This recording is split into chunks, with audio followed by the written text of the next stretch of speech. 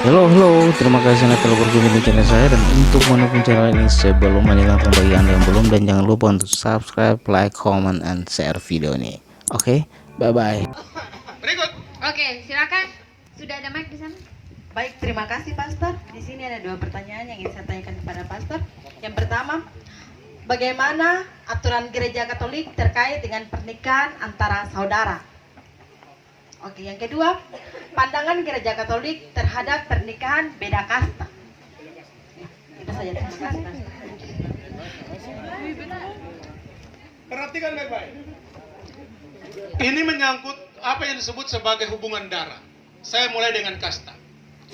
Soal kasta, gereja tidak mengenal apa yang disebut sebagai kasta.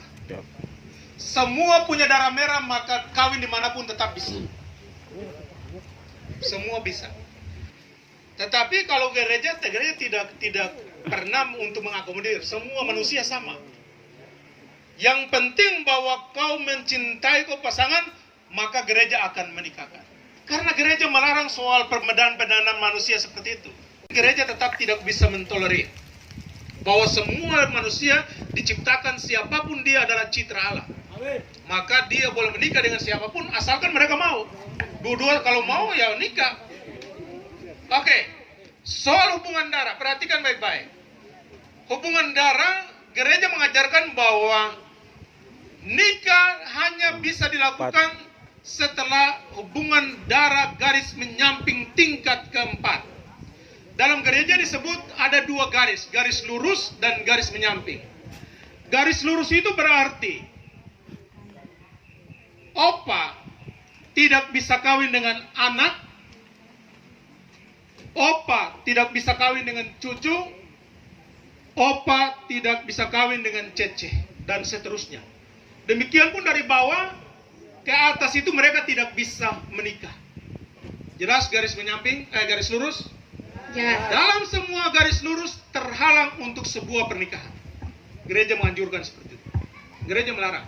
Tidak bisa ada izin. Jadi kalau itu garis lurus, bukan berarti hubungan dengan yang sana, bukan.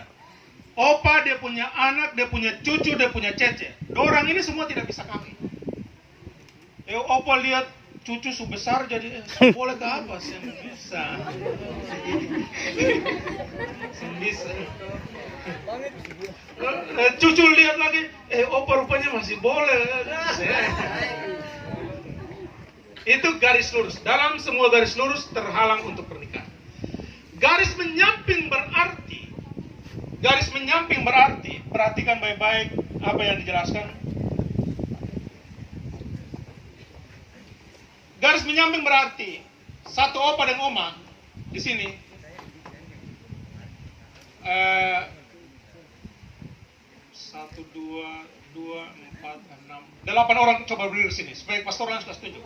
8 orang. Oke, 2 dari sini, 2 dari sana, 2 dari tenda sebelah, dan 2 dari belakang. Ayo cepat. Ya, masing-masing tenda 2. Siapa saja boleh? Sama saya. 2 ya? Ya. 2. Ayo. Ini penting. Dua orang berdiri rapat, yang di opa dan oma berdiri rapat. Ya. Jauh sedikit.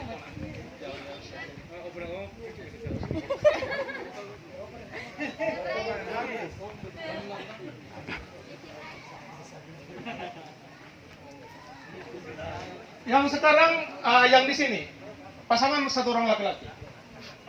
Berdiri. Berdiri. Laki-laki satu berdiri lagi di sana. Cepat mau nikah masalah nih. Oke. Perhatikan baik-baik. Berarti tete dengan nenek pikabong udah doain. Panas kan? Tidak apa-apa. Siapa lanjut? Lanjut. Oke. Dorang sebagai opa dan oma, dorang punya anak 2. Anak pertama adalah dia, anak kedua adalah dia. Oke, jelas. Berarti dorang 2 saudara kandung. Dia lalu menikah dengan Nyong. Semoga jadi ya. Mau jadi atau tidak? Oh tidak. Dia menikah. Mereka 2 punya anak. Dorang 2 punya anak. Nanti Nona kawin lagi dengan orang lain, Nyong kawin lagi dengan orang lain. punya anak ini, punya anak ini. Oke. Yang tadi pastor jelaskan garis lurus berarti oma tidak bisa kawin dengan anak, tidak bisa kawin dengan cucu, tidak bisa kawin dengan Cecet. sama garis lurus juga berjalan begini. Opa dengan oma tidak bisa kawin dengan anak, tidak bisa kawin dengan cucu, tidak bisa kawin dengan cece. Itu garis lurus. Dalam semua garis lurus tidak bisa ada pernikahan. Jelas? Ya. Sekarang kita menghitung garis menyamping. Garis menyamping berarti hubungan antara sebelah ini dengan sebelah ini. Dari satu moyang. Satu tete dan nenek ini. Sekarang dua ini adalah, mereka dua adalah hubungan kandung, saudara kandung. Dorang dua ini adalah sepupu. Dorang dua ini adalah Sepupu. sepupu jauh lagi. Oke. Gereja melarang, dalam aturan gereja melarang sampai tingkat keempat garis menyamping. Tingkat keempat garis menyamping itu berarti gereja melarang sampai. Dorang dua itu hitung sebagai satu, tetapi karena mereka adalah induk maka tidak bisa dihitung. Ya. Di mana dua orang, di sini satu, di sini dua, maka di sini adalah garis menyamping tingkat kedua. Karena ada tiga, jadi prinsip begini, di mana ada tiga orang, di situ menjadi garis menyamping tingkat kedua. Di mana ada 4 orang, garis menyamping tingkat ketiga. Di mana ada 5 orang, garis menyamping tingkat keempat. Oke? Jadi ketika dorang dua, hubungan dorang dua ini saudara kandung, maka pernikahan tidak bisa dilakukan antara saudara kandung. Demikian pun antara dorang dua ini tidak bisa menikah. Saudara kandung dengan saudara kandung tidak bisa menikah. Gereja juga melarang perkawinan antara sepupu. Sepupu sebenarnya. Walaupun ini sudah garis menyamping tingkat keempat. Karena di sini ada berapa orang ke muka? Hitung garis lurusnya 1, 2, 3, 4, 5. Berarti garis menyamping tingkat keempat. Gereja melarang sampai di sini. Tetapi gereja mengizinkan kalau misalnya dua orang ini akhirnya mereka saling mencintai, maka mereka boleh menikah asalkan ada dispensasi dari uskup. Jadi mereka dua boleh menikah asalkan ada dispensasi dari uskup. Tetapi ini sangat jarang terjadi. Tapi sebenarnya boleh.